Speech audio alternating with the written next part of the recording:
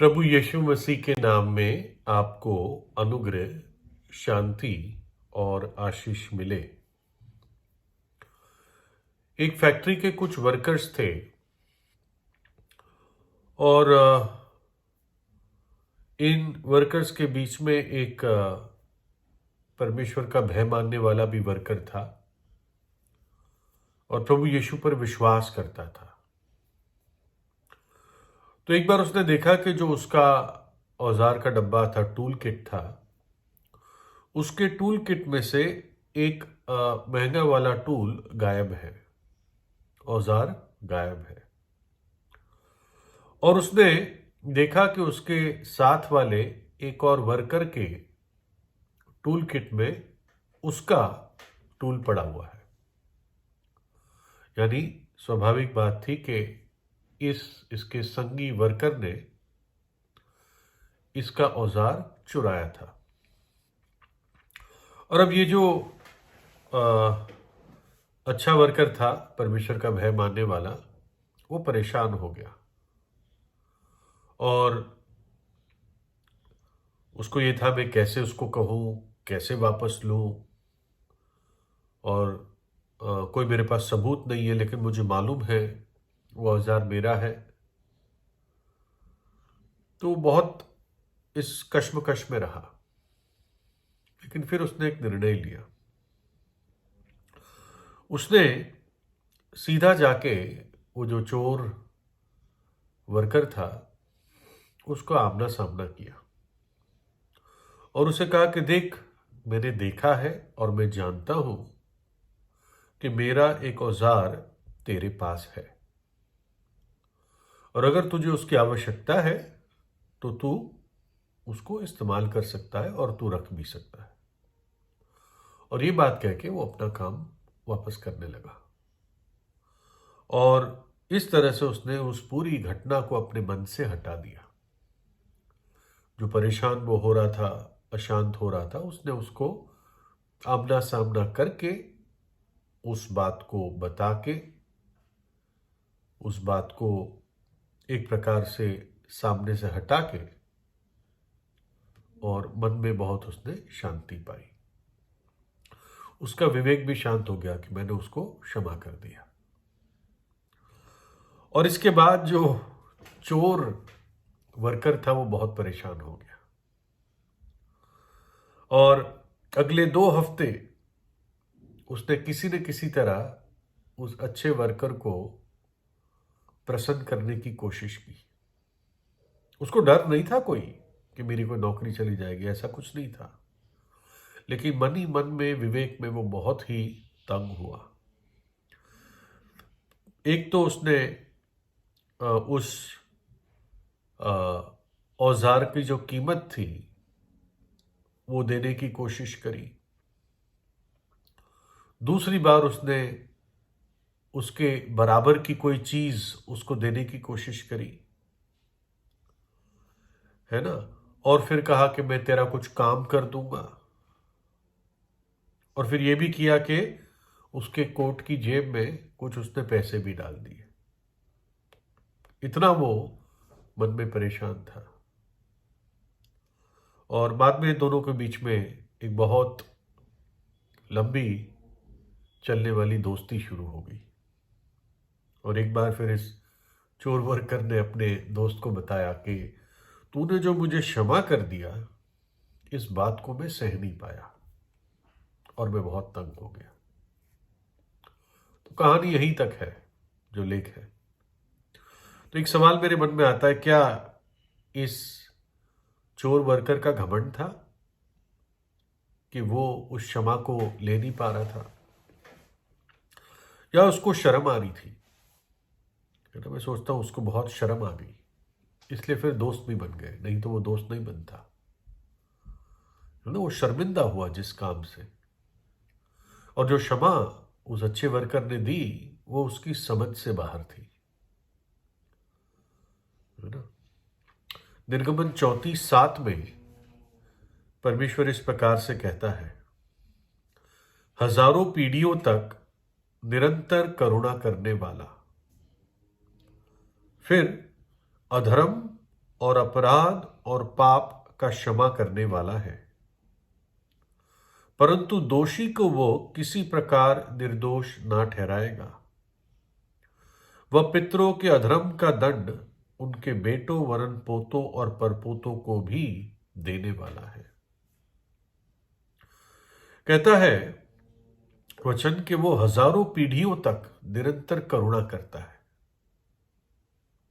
ना। लेकिन कई बार पितरों की करतूतें अपने बच्चों और पोतों और परपोतों तक चली जाती है। लेकिन जो परमेश्वर का भय मानते हैं उनकी हजारों पीढ़ियों तक परमेश्वर करुणा दिखाता है। लेकिन यहां पे 3 शब्द है, अधर्म, अपराध और पाप क्षमा करने वाला। अधर्म क्या है? अधर्म वो चीजें हैं हमारे जीवन में या एक व्यक्ति के जीवन में जिसको परिभाषा या कानून की भाषा में नहीं बोला जा सकता, है ना। एक बुरा विचार, घिनौना काम, अनजाने पाप, ये सब अधर्म में आ जाते हैं ना। घृणा, ईर्ष्या, ये सब अधर्म में आ जाते हैं। दूसरा है पाप।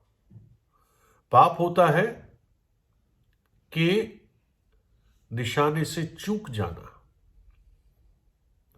जो परमेश्वर ने निशाना रखा है, जो स्तर रखा है, उससे हम थोड़े पाए गए हैं, छोटे पाए गए हैं, इसलिए हम जन्म से ही पापी हैं, है ना। और तीसरा अपराध। अपराध क्या होता है? जब हम जाने माने नियमों को तोड़ते हैं, वो अपराध है। कुछ बुनियादी मनुष्य को जानते हुए, मनुष्य के स्वभाव को जानते हुए परमेश्वर ने नियम दिए।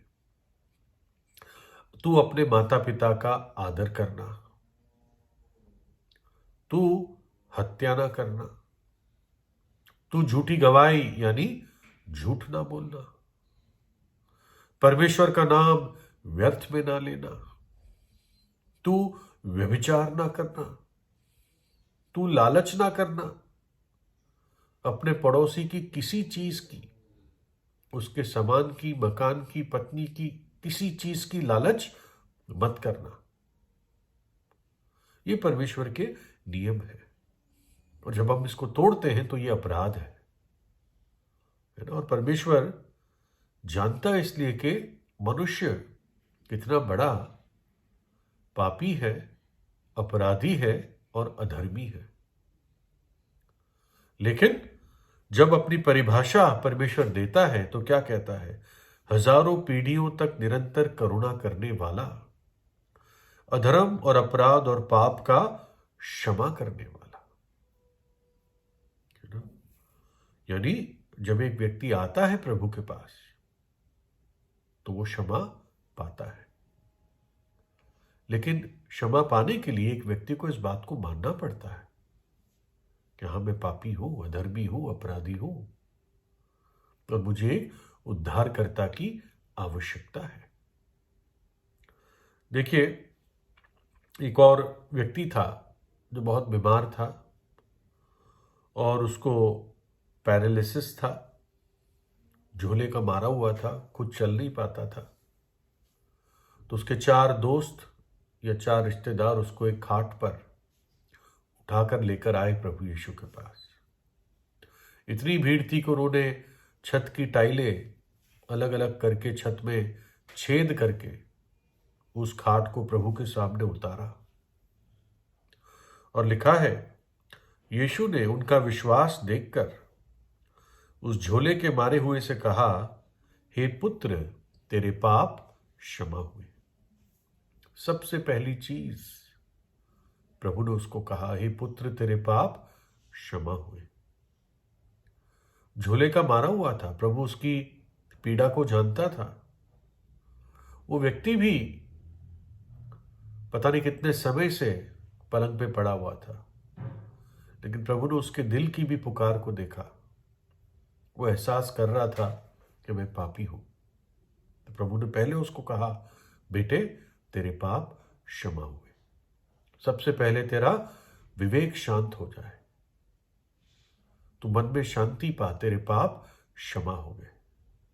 और प्रभु यीशु ने ऐसे नहीं क्षमा किए रुंगे में, उस क्षमा देने के लिए प्रभु यीशु को कलवरी के क्रूस पर मेरे और आपके खातिर, उस झोले के मारे हुए के खातिर अपना प्राण देना पड़ा।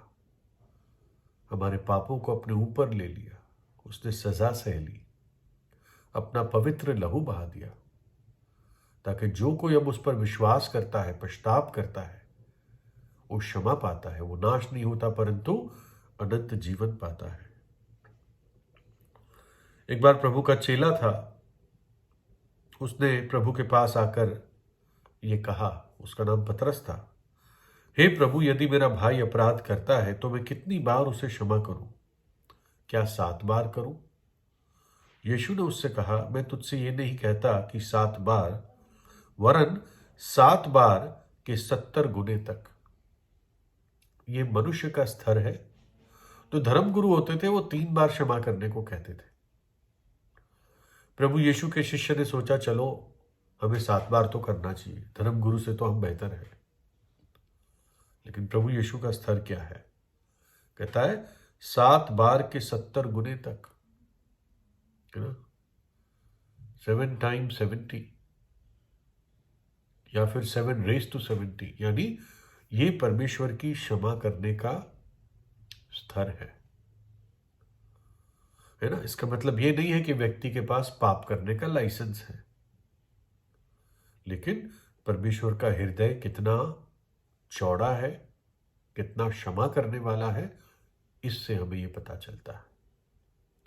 इसलिए जो कोई और कैसा भी पापी है, अपराधी है, अधर्मी है, यदि अपनी हालत को एहसास करता है, यदि क्षमा चाहता है, यदि नाश से, दंड से, नरक से बचना चाहता है, तो प्रभु यीशु के पास हल है। वो कहता है, बोझ से, पाप के बोझ से दबे हुए लोग, परिश्रम करने वाले लोग मेरे पास आओ, मैं तुम्हें विश्राम दूंगा। तो प्रभु यीशु से प्रार्थना कीजिए। प्रभु यीशु आपको आशीष दे।